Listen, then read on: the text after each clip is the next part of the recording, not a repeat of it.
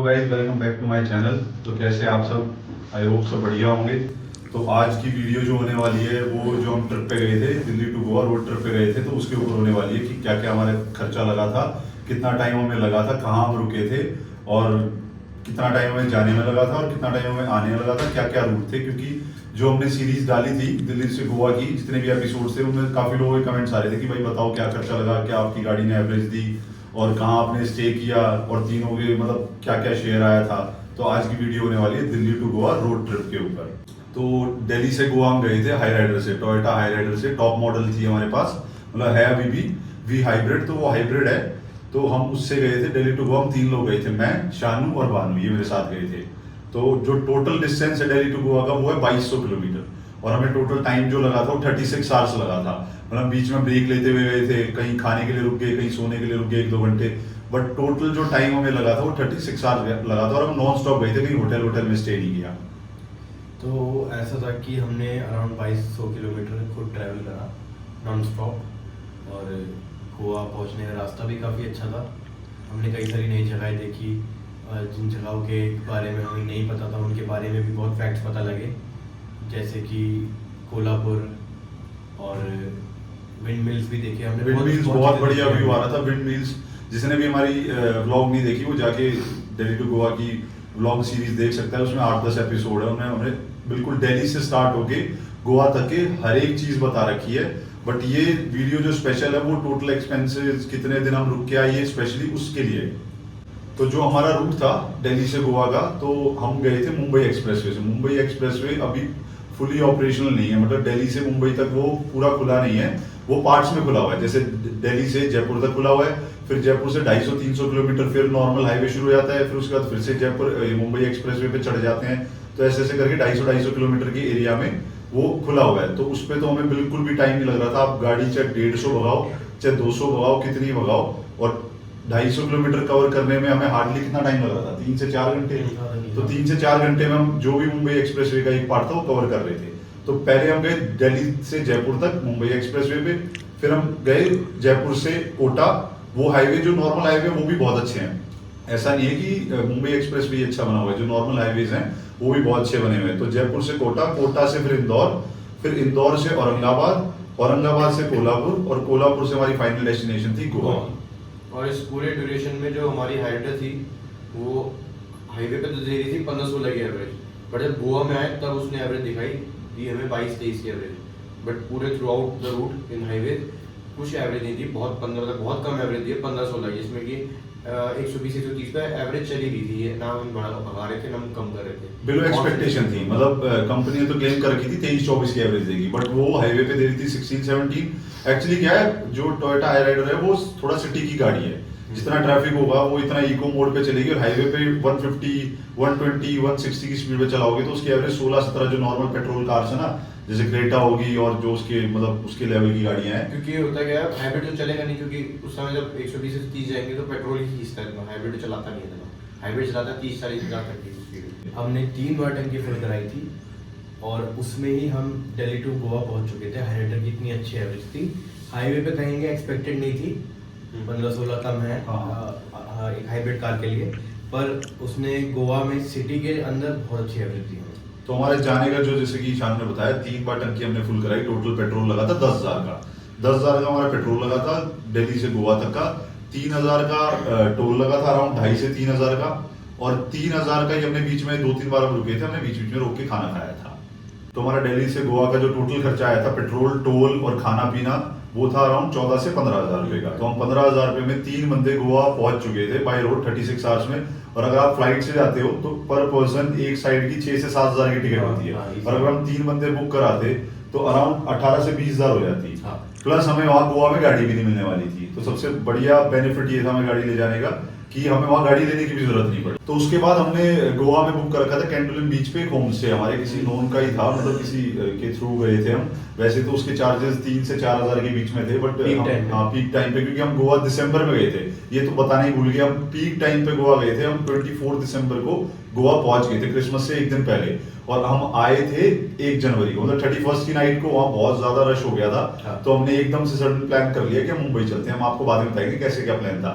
तो टोटल जो हमारा होम स्टे का खर्चा था पर डे उन्होंने 2,500 लिए थे, जिसमें हमें एक रूम मिला हुआ था, बाहर एक ड्राइंग रूम भी था और उन्होंने एक्स्ट्रा बेड भी दे दिया था, तो हम एक रूम में ही तीनों सो जाते थे। प्लस एक किचन भी बना हुआ था छोटा, एक वॉशरूम था, बालकनी भी थी, पार्किंग भी बहुत बढ़िया थी और कैंडोलिम बीच के ऊपर था, जो मेन रोड है ना, जो भी लोग गोवा गए हैं या जो भी जाने का प्लान कर रहे हैं, मेन रोड कैंडोलिम पे सबसे अच्छे कैफेज हैं। जो सबसे बेस्ट जो रोड है वो कैंडोलिम बीच का ही है, बागा और कैलेंगूट से हार्डली आधे 1 किलोमीटर दूर है।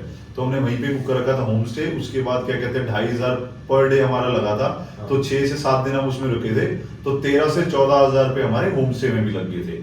तो 13-14,000 हमारे दिल्ली से गोवा पहुंचने के, और सेकंड हमारे स्टे के थे 13 से 14,000 जितने दिन भी हम वहां रुके थे।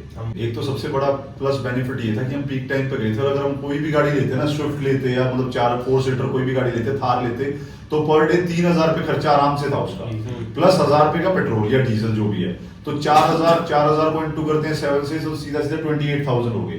मतलब 28 से 30,000 हमारा ये पूरा खर्चा बच गया। बस हमारे 6 से 7,000 पेट्रोल लगा, और वहां पे गाड़ी ने इतनी अच्छी एवरेज दी कि एक बार ये डेढ़ टंकी में हमारा पूरा गोवा हमने इतना कवर कर लिया। रोज का हम 150 से 200 किलोमीटर घूमते थे।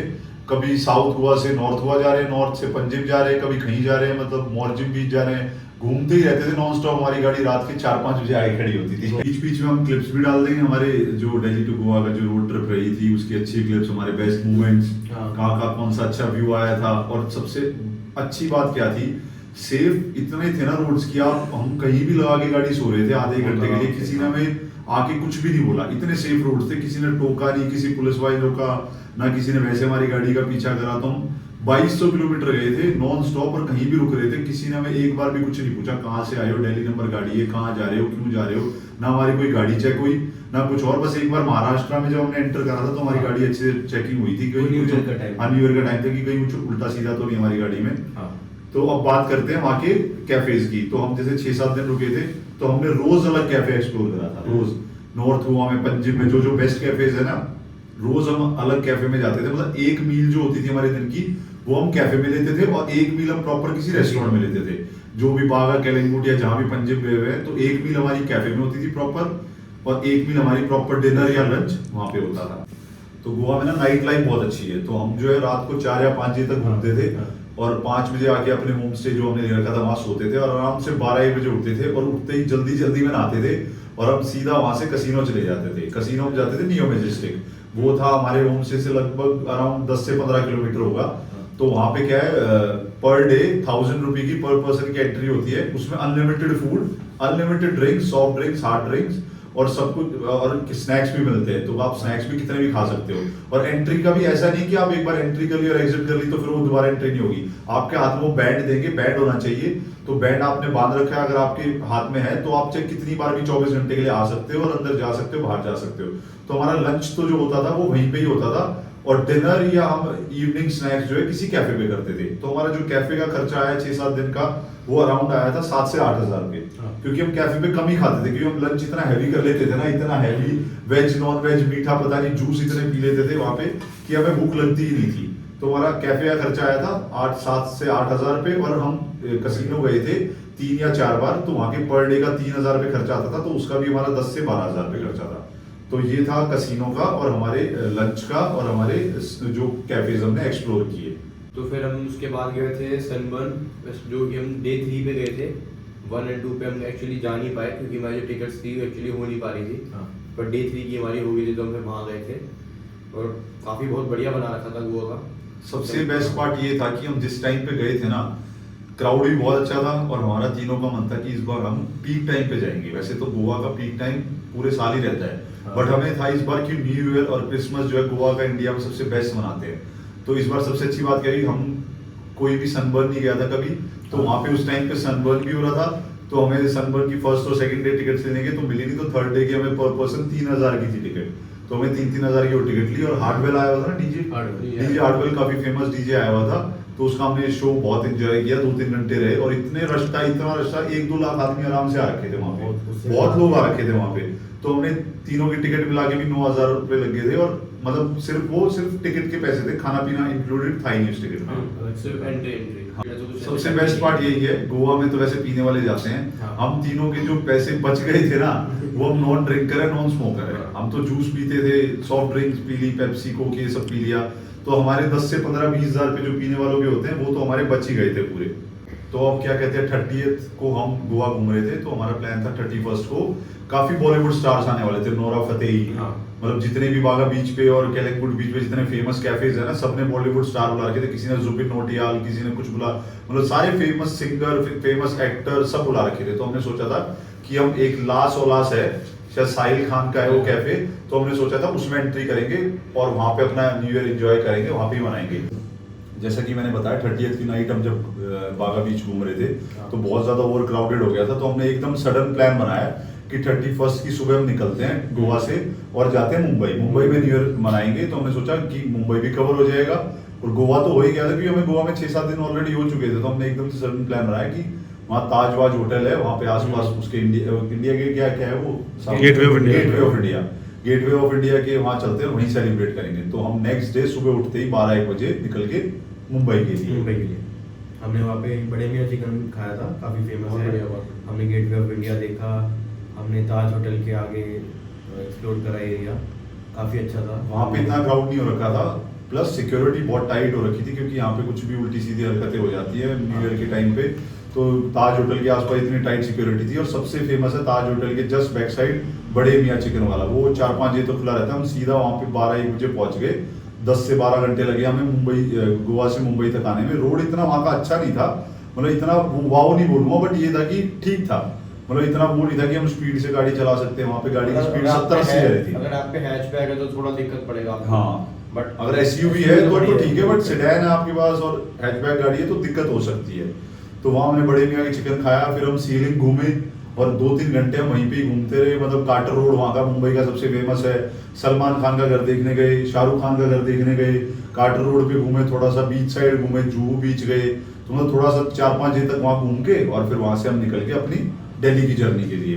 तो हमारा जो यहाँ से गोवा से दिल्ली आते वक्त रूट था जो, तो पहले हम गोवा से मुंबई गए, फिर मुंबई से धुले से इंदौर से कोटा से जयपुर, और जयपुर से फाइनल डेस्टिनेशन हमारी दिल्ली की। तो हमारा जो आते वक्त ही पेट्रोल था, जैसे जाते वक्त भी हमारा 10,000 का लगा था, आते वक्त भी हमारा 10 से 11,000 का पेट्रोल लगा था, और वही सेम 3,000, 2,500 से 3,000 का टोल, प्लस वही सेम 3 से 4,000 रुपये हमारे खाने के, जो हमने बड़े मियाँ चिकन खाया। फिर एक बार और हम बीच में मतलब रुके थे इंदौर के पास, तो टोटल आते वक्त भी हमारे 15,000 रुपये लगे, तो जाते वक्त भी 15,000। टोटल हमारा आना जाना पेट्रोल 30,000 रुपये लगा था, प्लस टोल और खाना पीना। अगर हम फ्लाइट से जाते तो एक बंदे का ही आना जाना फ्लाइट का जो है वो 15,000 का है, तो वो पड़ता तीनों का 45,000, और हमारा पड़ गया 30,000 रुपये में। तो 15,000 तो हमारे यहाँ बच गए थे। प्लस एयरपोर्ट पे भी हम बैठ के कुछ खाते, पहले जाते तो कुछ ना कुछ खाते रहते कि भाई ये लिया वो लिया, वो खर्चा भी हमारा बच गया, क्योंकि मैं टोटल 30,000 रुपये आना जाना टोल खर्चा, उसमें खाना पीना सब कुछ इंक्लूड करके बता रहा हूँ। तो हमें जाते टाइम भी अराउंड 34 to 36 आवर्स लगे थे, सेम टाइम लगा था। और देखा जाए तो हमारी ट्रिप जो थी 10 से 11 दिन की थी, और हमारा टोटल जो खर्चा आया था वो अराउंड 90,000 था, सब कुछ करे। मतलब हमने बीच में स्नैक्स लिए, कसिनो गए, कैफेज गए, पेट्रोल डलवाया, वहाँ के स्टे के, कुछ भी खाया पिया, छोटे से छोटा सब कुछ, बड़े से बड़ा जो भी खर्चा था सारा इंक्लूड करके 90,000 के अराउंड पड़ा था। और देखा जाए तो 11 दिन में 90,000 वो भी 3 लोगों के लिए बहुत कम है, बहुत कम है। हम 11 दिन गए थे, हमें लगा लो 4 दिन तो आने जाने में लगे, और हमारे 7 दिन का वहाँ स्टे था। दोस्तों हमारी ये सारी गोवा की वीडियोस हमारी प्लेलिस्ट में हैं, गोवा प्लेलिस्ट के अंदर, और आप देखिए और आपको पता लगेगा कि किस ढंग से गोवा को एक्सप्लोर करना है, कहाँ कहाँ जाना है, ताकि आपका बजट भी हमारी तरह ही रहे। हमने बिल्कुल सेट कर रखा था कि हम इस दिन यहाँ जाएंगे, एक पैरा रोड है, वो ट्रीज बहुत अच्छे हैं। हमने सोचा था फिर हम एक दिन पंजिम सिटी घूमेंगे, एक दिन हम थोड़ा नॉर्थ गोवा में उस साइड जो अच्छे बीचेस है, जैसे वेगेटर बीच है, वहाँ जाएंगे। एक दिन हमने सनबर्न का डिसाइड कर रखा था। तो हम प्रॉपर तरीके से प्लान करके गए हुए थे। तो जो हमारे ब्लॉग्स बना रखे हैं हमने, पूरे इसकी सीरीज बना रखी है, उसमें आप देखोगे ना, उसमें और इंटरेस्टिंग लगेगा। अभी तो हम बस बता रहे हैं, जब इन रियल आप देखोगे उसको, वीडियोस को देखोगे, तो खुद भी फील करोगे कि इतना अच्छा ट्रिप रहा है हमारा, इतने हंसी मजाक करते हम गए हैं, इतने अच्छे रूट्स, हमने रूट्स की फोटो डाल रखी है, जितने हमारे जो व्यू आ रहा था रास्ते में, कभी बीच आ रहा था, कभी कोई रिवर आ रही थी, कभी माउंटेन्स आ रही थी, कभी विंड मिल आ रही थी।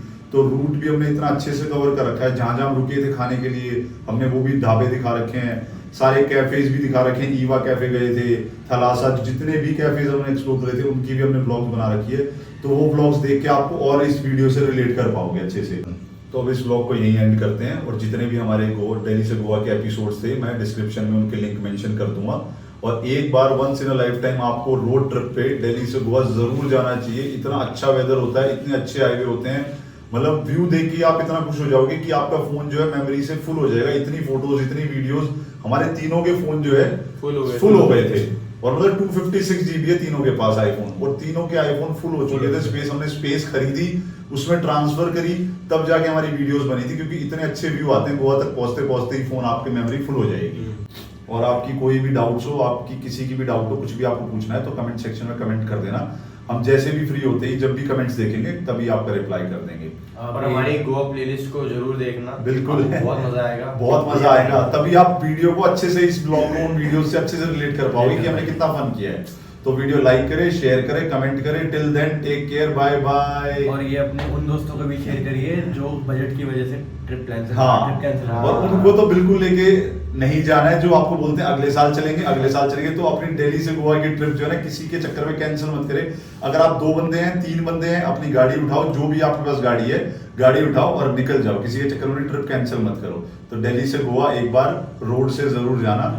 और वीडियो को मैं फिर से बोलूंगा, लाइक करें, कमेंट करें, शेयर करें। Till then take care, bye bye, जय श्री राम। जय